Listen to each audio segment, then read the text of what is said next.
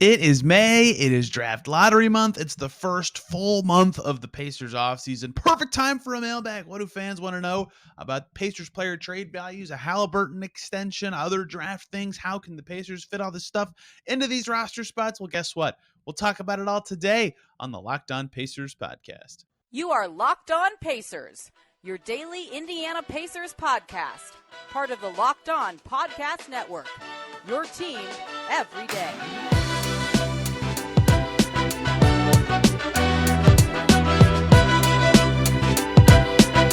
Welcome in to another edition of the Locked On Pacers podcast, where we, of course, talk about the Indiana Pacers. As always, my name's Tony East. I cover the team for Forbes and SI, and today it's mailbag time, diving into your questions from Twitter about all things draft, free agency, trades, covering players, revisiting Sabonis Halliburton trade even on that's backwards, on the day after the Kings being eliminated from the postseason. This playoffs has been so good. That game from Steph Curry was amazing. But we'll get to it all today. Lots of fun stuff coming this week on Locked On Pacers as well. 2 more player review episodes with Kalen Cooper, a CBA breakdown episode. I'll get into more details on that later because we got more details from the NBA on that on the media side. And it's May. Let's do some scouting. Victor Wembanyama breakdown. All the things you'll want to know about the Frenchman who's going to go number 1 in this draft. We dive into the mailbag today, though, with questions. First up, from Indie Sports Fan 65, who says, what or who are the Pacers' best trade assets not named Benedict Mathurin or Tyrese Halliburton? Good inclusion, because Halliburton obviously number 1, Mathurin obviously number 2, and then what? And I thought that was a really interesting question, and I did this podcast last summer. If there's interest, I'll probably do it again this summer, although it's a little different with their roster spot situation, but ranking the likeliness of Pacers players being traded, and most of it's just a gut feeling, and reading what the Pacers' actions and words have been through years and saying, okay, what makes sense and what doesn't, and ranking what it could be. And we'll actually talk about that a little bit later on this show via a different question. But looking at exclusively the value, what is the most valuable stuff the Pacers have beyond those things?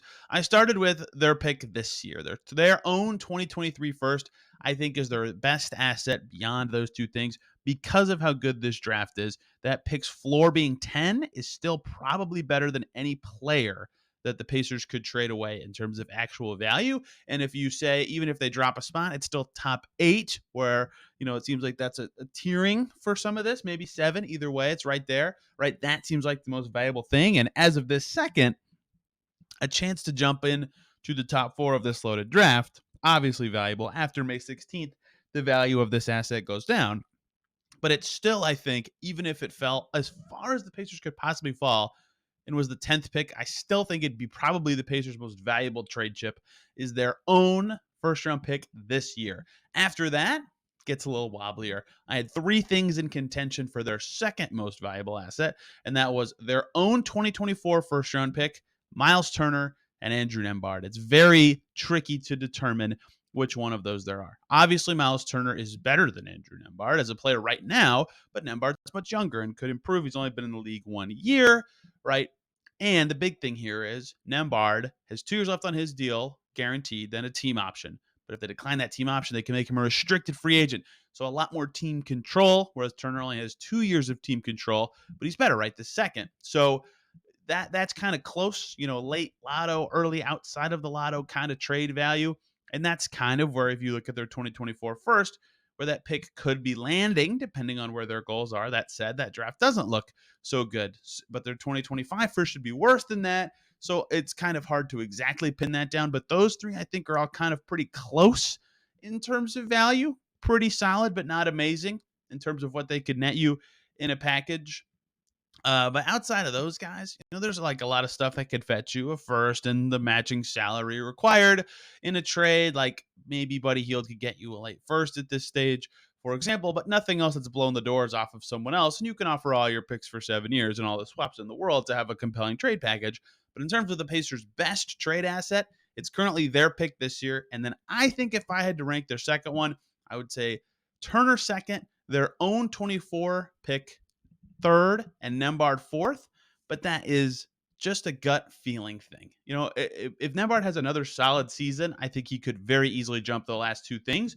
And I only put the 2024 pick where I did because next year's draft is not that great. But if it was a standard draft, I think that would probably be second, just because of where the Pacers are in their build and where the league is kind of trending in that way. I thought that was a good question, though. Ranking all the Pacers players on that front will be fun and interesting. Our second question today comes from Colby Mellinger, who says, since they won't be making 5 picks in the draft, is it more likely the Pacers package their picks to trade up or use them in deals for current NBA players? That is a fascinating question, right?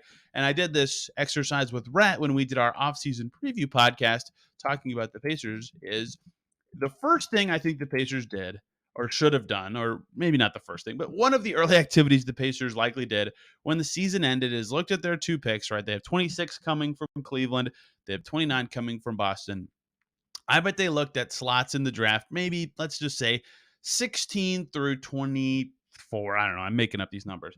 So, that's not high enough. 16 through 21 or 22, and said, who of those teams would rather have more worse picks than one better pick? And a team in that scenario would have, very few young things on their team right now, or not a lot of future picks in the cupboard. And so Brooklyn stood out to me a little bit, and they have 21 and 22 in the upcoming draft, fittingly.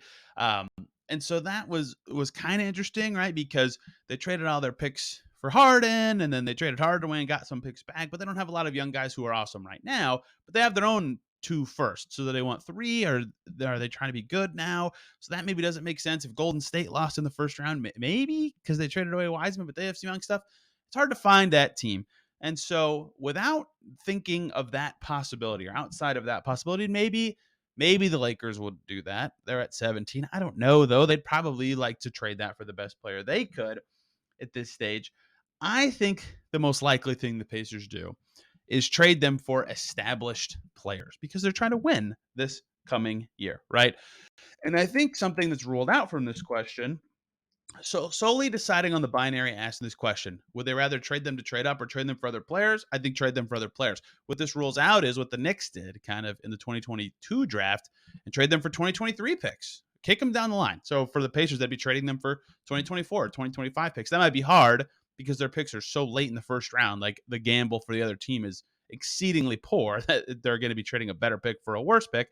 But perhaps that's something possible. Of the 2 options, though, I think the most likely thing is trading them for established players, right? The Pacers have said they want to make the playoffs next year. McConnell said it. Halliburton said it. Pritchard said it. They talked about 45 wins and growing on this again, accelerating their timeline from what they originally thought, right? They would like that, I think, more than adding more rookies into their ecosystem who don't help them get there. And even if, made it up, they probably cannot get as high as 14 with their late first. If they traded every pick they had in the draft that isn't pick 7, they probably can't even get above. I'm making this up. I don't think the Pelicans would do this, but 14, right? Is adding 7 and 14 via the draft really something the Pacers want to do if they're trying to be good this year? The 14th pick's just never going to play. And so I don't even think that makes sense for them. So I would say established NBA players is the more likely answer, because there's not good trade up candidates, and because trading up still doesn't really help them. Adding 2 rookies, maybe even a third if they keep their second, to if they had 32, for example, it doesn't make sense in their situation. It'd be hard for them to establish those guys and give them time while still trying to win at the level that they have said they want to next year. But then you're wasting that whatever pick you get. So trading up is hard. Trading for future picks is easier, but less likely, because if you're trading for the 26th pick, giving up a future first, there's a chance you're giving up a higher pick for a worse pick. You get the dance I'm doing. It's kind of complicated and confusing. Now, could they go from 7 to 5 with 7, 29, 26, and 32? Maybe. That would be what makes sense to me. So that would be a way that they could make a draft trade that isn't for an established NBA player, is actually using their 7th pick. But if they're or whatever they end up at post lottery, but if they don't do that, or if they can't do that, no one's willing to, then I think the most likely thing is some of their late firsts and their seconds go into an NBA player, or get consolidated, sort of like Rhett and I talked about, into a Malcolm Brogdon-esque trade where it's a couple youngsters and the picks and some salary filler for an already good, very established, good fitting, already in the NBA level player. Coming up, talking about the Halliburton trade again, and a big hodgepodge of questions about trading picks and Halliburton's extension in the CBA coming right up in our second segment. Before we get to that, though, I got to talk to you guys about PrizePicks, who are running a $1 million daily Superflex promotion. Every day of the NBA playoffs, one PrizePicks user will have a chance at becoming a millionaire. One entry placed after 8 a.m. Eastern. We randomly selected each day. Whoever placed that entry will be given a 6-pick flex with the following payouts. If you get 6 right, you get $1 million. 5 correct, you get 80,000. 4 correct, you get 16,000.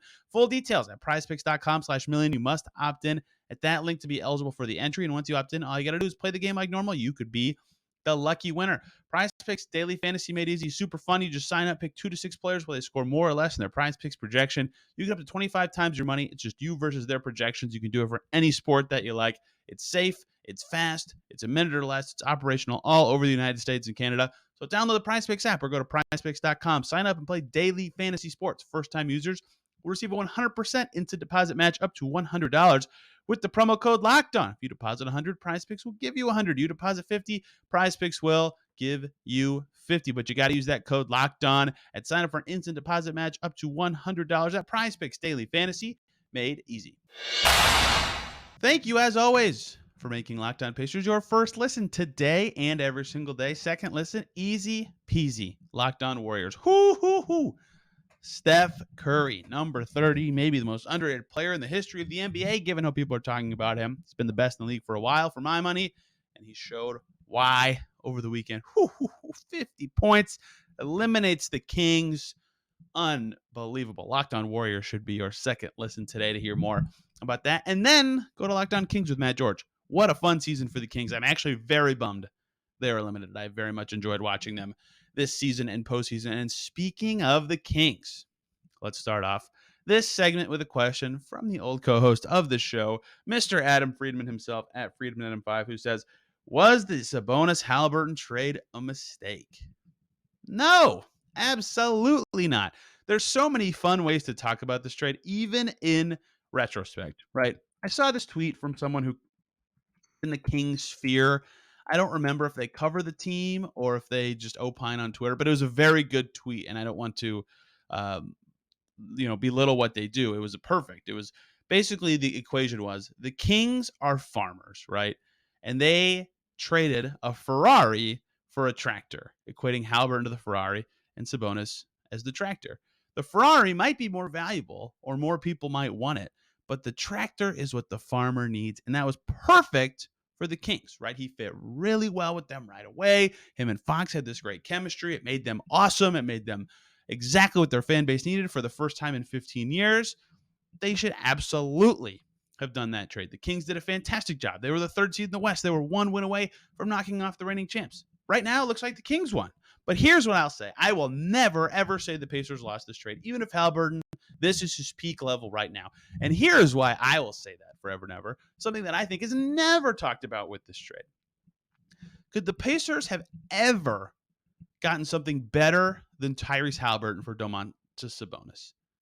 No way. No way. Right this second, the Kings season just ended. Sabonis has 1 year left on his contract. Right this second, right? His value is already probably less in a trade than it was when the trade happened. Not because he isn't better. He is much better, to be clear. He had a great season, all-star, might be 3rd-team All-NBA with Sacramento this year. In fact, probably should be 3rd-team All-NBA. People are going to have him in the MVP conversation. But he's also an expiring contract, right? Which is harder to trade for. It has less value inherently, especially before unrestricted free agency. The Kings shouldn't and won't trade him. But the Pacers, on their end, if they were going to ever have to pivot or trade him, right now he has less value than he did when they dealt him, right?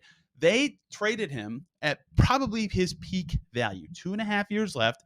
Well-established player, consecutive all-star campaigns, and they got a perfect for their situation asset in Tyrese Halliburton, who already has been an all-star. So, the Pacers absolutely should never regret that trade, or should never call it a mistake. And I know that Adam is mostly being facetious because of the Kings game, but it's fun to relitigate this right now because the Kings season just ended, because that is the part of this that I think gets lost, is the Sabonis contract timeline, in that the Pacers might have never had the chance to get more for him than they were in that trade. Even if they had preferred to trade Turner at that deadline, which I don't know if they did or didn't, or even if they were shopping something else or whatever they were doing, that is maybe the apex of what they could have gotten for him ever, even if he was just as good the very next season for the Pacers. And so I think that alone makes it a worthy trade for the Pacers. And of course, Halliburton looks like he could be fantastic. Talk to me in 3 years and we can really relitigate this one because, man, I mean, Halliburton could be special. I'm still so high on him, maybe even compared to the consensus of fans and media. Just it's so rare to see what he does at his age, and we'll see. But also, Sabonis was so good for the Kings this year. And Kevon Looney is a very tough matchup for him, as is the Warriors and their spacing in general. Fun question and fun timing to talk about that. But I think the big part is the Pacers absolutely peaked in the value there. Zach from Indy, 3-parter here. Lots of fun stuff in this question. First one is who/what picks get moved to make room on the Pacers roster with only 3 expiring contracts and 5 picks, right? That is the big question of the summer. Great question, right? How are the Pacers going to do this? What is the math going to be? Well, good question. The reason it's tricky is because, right, if they just make all their picks, all of a sudden they don't have any roster spots for free agency, and the new CBA reportedly says, hey, you need to hit the salary floor before the season starts, or else you don't get your luxury tax payments. You don't get your revenue sharing, excuse me, right? So every team's going to try to hit the salary floor before the season starts. And so for the Pacers, they kind of have to spend money in free agency. So they can't just use the picks and be done for the summer and figure it out later. So they need roster spots to sign somebody and draft guys. They only have 3. They have 5 picks. Kevin Pritchard already said he doesn't want to bring 5 youngsters into the organization. So what do they do? Well, that's a good question because just like, you're not going to get anything if you just trade away the 26th pick, right? If you get a player, that player takes up a roster spot. If you consolidate 2 picks for 1, the 1 pick you get is still taking up a roster spot. If you pick at 7, taking up a spot. So you might have to clear spots even if you don't use all your picks. Let's say they pick 50, they do a draft and stash, and pick 32 and 29. They trade for a future first from another team, and 26, I don't even know. They trade for some vet on another team that's a forward or something. So now they added a player at 7 and they traded 26 for an established player. They only have 1 roster spot left. Free agency hasn't even started, right? Like that is already untenable. So they're probably going to have to trade some guys away or make a complicated string of moves. And so who or what that will be is a great question. That's where I talked about earlier with the trade value rankings will be important in for the Pacers to decide what whose value can we pursue or who has the least long-term future with us. And like that's why the starting point in my head a lot of the time is short contracts. Who has a short contract left that could leave the team soon anyway? So 2 guys on expirings, right? Daniel Tyson, Buddy Hield. Maybe they could be guys that are moved to make this happen. Of the young guys, the guys who might, not have enough minutes coming their way given their age and status right now, that would be the backup bigs, right? Jalen Smith and Isaiah Jackson. Perhaps they could be on the move just because, they're young and have value, but to the Pacers they have less value because they're kind of blocking each other. And Chris Duarte too, who playing on the wing, very talented player. I'm still very bullish on his shooting ability long term, but is maybe better in a slower paced environment and will be competing with Neesmith and Wara for minutes on the reserves next year unless they get no forwards in free agency or the draft. Like those names stand out to me.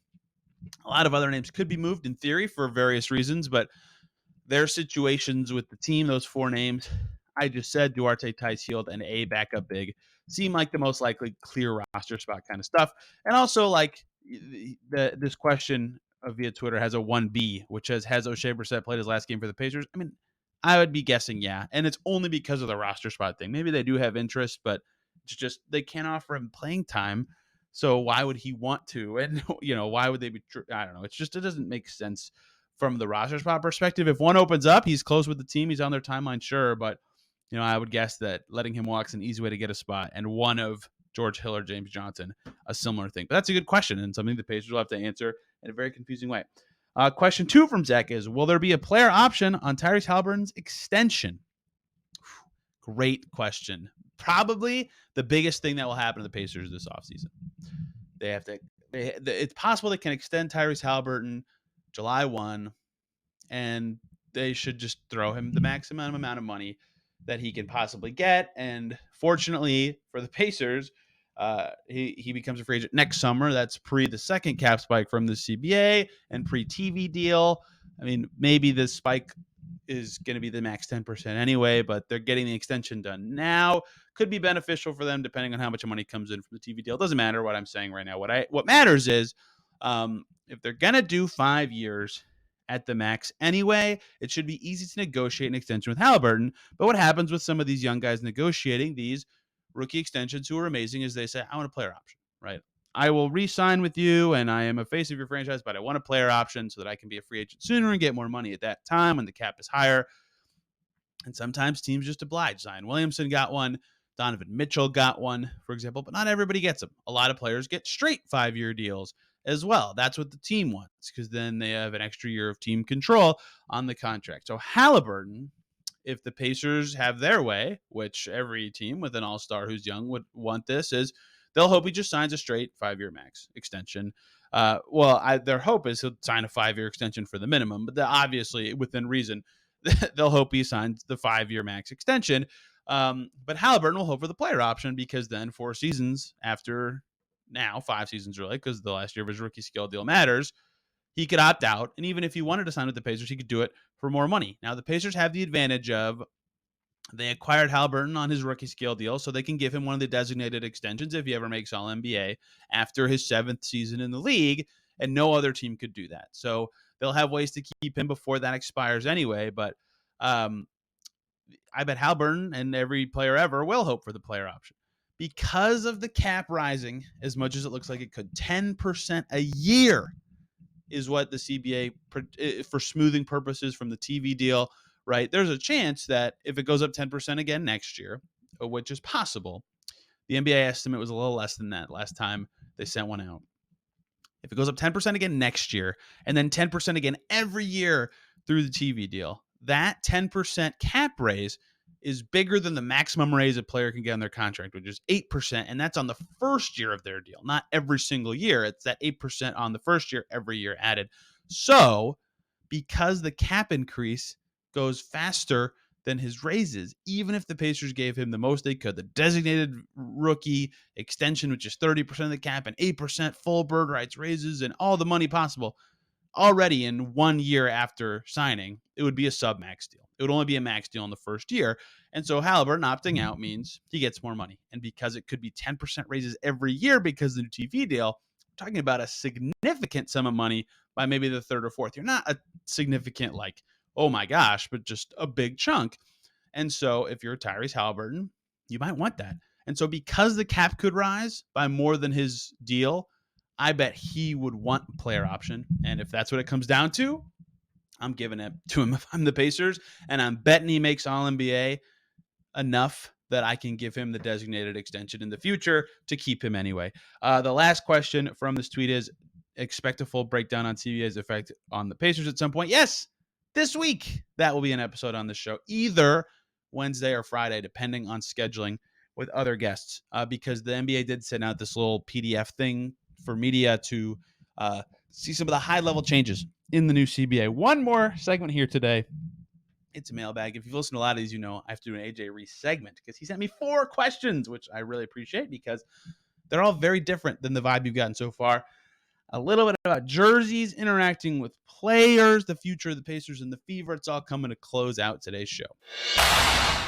Thank you, as always, for making Locked On Pacers your first listen today and every single day for your second listen. Locked On Heat, they're still alive. They made me look stupid for picking the Knicks in 6 over the Heat after the Knicks made me look stupid for picking the Cavs. Apparently, I just have a terrible read on the New York Knicks, but Locked On Heat, they win game 1. Jimmy Butler's ankle is injured. Wes Goldberg, David Ramil will have the latest on Knicks Heat over at Locked On Heat. AJ Reese closing us out today with 4 more mailbag questions, a 4-parter, I should say, from one tweet. His first question, what is your relationship like with ex-Pacers in post-game media? Pretty good. It's interesting because this was my first year full-time on the beat, so I wasn't around I was at every home game the Pacers played before. At least that was my goal, and as many practices as I could get to, whether that was on my lunch break or on the weekends.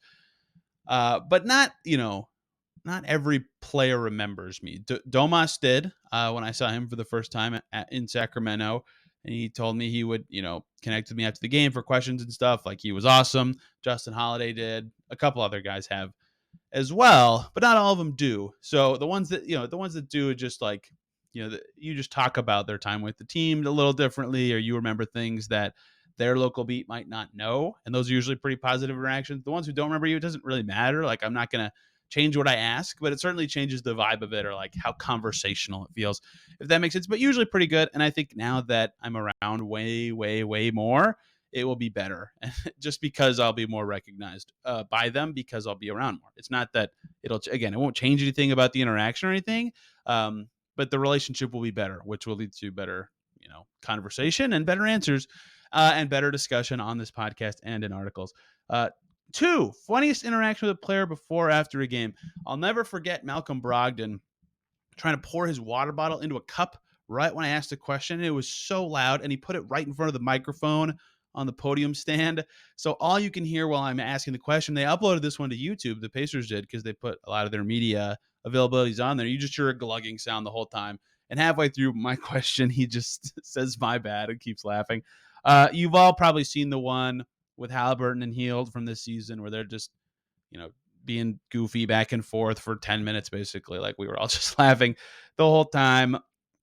But they're all fun. In the media sessions, you can see a lot of them in those podium uploads. It's, just a lot of stuff like that that's just out of place or silly that makes them memorable and interesting and fun for this sort of discussion. 3, AJ says, what city edition jersey do you want to see the most? In parentheses, Flojo, pinstripes, etc. The Pacers have been doing these old school styles with some of their jerseys. They did the pinstripes 2 years ago now, which is crazy. Much to everybody's happiness. I did not love those. I didn't love the original pinstripes either. I am a jersey hater. I think the Nike stuff going on right now, I can't. They're so over the top. Like, the Miami Vice, everybody loves them, right? Like, for me, I flip on a game, Miami Heat are wearing pink. I'm like, who is this team? What is this? The Miami Heat had a yellow jersey one year. I was like, what is going on? One year, I think the Heat wore yellow against the Pacers, who were in gray or something. Like, what is this? Who is playing? This is stupid.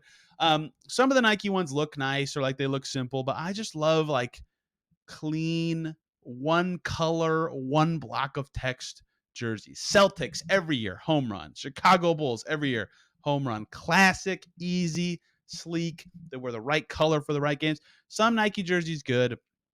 Phoenixes I like because they stick to their own branding without. Sometimes they go over the top, but mostly good.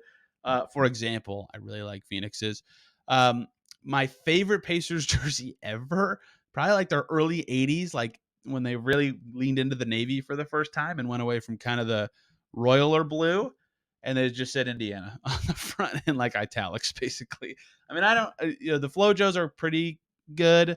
I liked the like David West, Paul George era jerseys. They were pretty clean with that just like yellow trim on the sides. But Flojo's pinstripes are good. I like the Flojos a little bit, but I just like normal jerseys a lot better.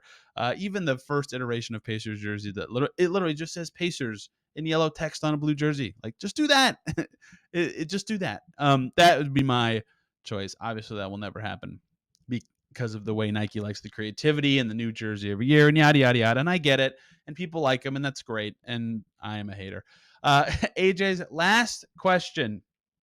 What excites you the most about the Pacers and Fever's futures? Great question. Kind of the same thing. I just accidentally deleted it from my notes. They both have a franchise cornerstone to grow with, right? That is, so to me, I've talked about this on this show before. Sam Esfandiari, who covers the Warriors, talks about this a lot with the Golden State team that he covers. And that is that, of course, they have Steph Curry, and they're flashy and fun. They've won a ton. So, of course, they're popular, right? They've won 4 titles. But locally, something he says that has added to their popularity locally, he thinks, is a lot of homegrown talent cornerstones, right? Steph, they drafted. He grew up with the Warriors. Draymond, they drafted. He grew up with the Warriors. Clay, same thing. Some other guys come in and out, but when you get a cornerstone early in their career and they grow up and face adversity with you, like those titles mean more. The connections with the fan base are stronger, right? Portland has great fans. Dame's been there forever. They haven't won anything, but because they've seen his whole career, it's been huge. The Bucks are really popular right now, and they won a title, but also Giannis has been there forever, right? You could do this with tons of teams through the years. Those ones stood out to me right now for many reasons, mostly just going through the loyalty index in my head. But, that is important. And I think with the Pacers and Fever right now, that is something that I think is exciting is you will see this with both franchises. They got Tyrese Halliburton really early in his career, right? 1.5 years through it. So sure, some Pacers fans missed that first full year he played with the Kings, but they'll see every other season of his career until he's not a Pacer anymore. And presumably, if, like I talked about in the last segment, they get him for as many years as possible on his next contract and can designate a veteran him, that could be a long time. And it could not be because of the way the NBA is now, but it could be a very long time. And he's good. And so that's appealing to fans because they should be good. They can see a player grow with the different teams along the way and see how he evolves and how he connects a franchise to a city again. And that's the same for the Fever, who just drafted Leah Boston. She has very similar qualities to Halliburton. They're both very perfectionist-like and very good at a key position.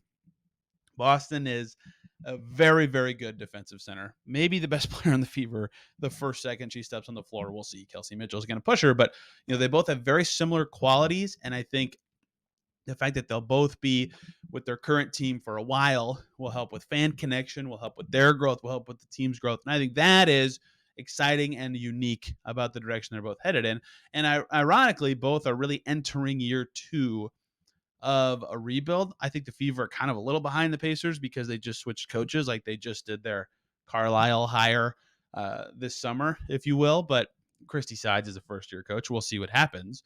But, I think they're about a year apart in their builds, Pacers being a little bit ahead. But we'll see. They have similar kind of timelines and traits right now. And I'll be fascinated to see. But that's the big thing to me. They both have a franchise cornerstone to kind of grow with. So that is today's mailbag. Thank you, everybody, for submitting questions. If you'd like to in the future, at Locked On Pacers on Twitter. I tweet out every so often when I want to do one of these. The next one probably won't be till like August, post free agency, when we dig into the new look team and things like that. And I want to know what fans are interested in hearing about. But what I gather is questions about the draft, the roster spots, and what players could be moved to make all this fanciness move. The rest of this week, 2 shows of player season reviews with Caitlin Cooper again.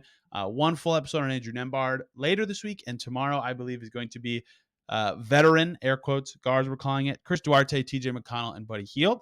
1 episode on Victor Wembanyama and 1 episode on the new CBA changes that will most impact the Pacers, at least right away, because in general, through the whole cycle of team building, through 7 years, every change impacts every team. But, the situation you're in right when the change happens is the most important because that's the only time it'll be different for every team. So we'll do that either Wednesday or Friday. So lots of fun stuff coming on Locked On Pacers this week. Hope you all had a fantastic weekend. I'm on Twitter at Tony R. East. Yes, that is different, but it was time. I don't just cover the NBA anymore. The W is in there as well. So thank you guys a ton for listening.